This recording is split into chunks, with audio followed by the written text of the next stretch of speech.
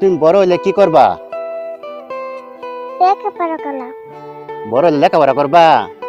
মাশাআল্লাহ। বন্ধুরা, এনে আমার শালার ছেলে। আমি আজকে ডামলোড বেড়াইতে আইছি, তার জন্য দোয়া করবেন।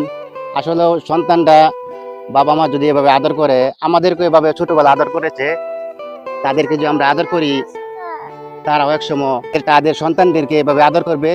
এই জন্য বন্ধুরা, সন্তান যারই হোক, শালারই হোক, ভাইয়েরই হোক এবং নিজেরই হোক, সন্তানকে নিজের মায়ের চোখে দেখবেন। যে কোনো সন্তান, এমন ফুটফুটে সন্তান বন্ধুরা, এখন অনেক দুর্ঘটনা, নির্যাতন হইতেছে।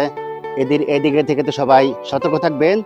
আর নিজের সন্তান কি করে না করে, কোথায় যা, সব সময় সতর্ক থাকবেন, যে কোনো দুর্ঘটনা যে না ঘটে।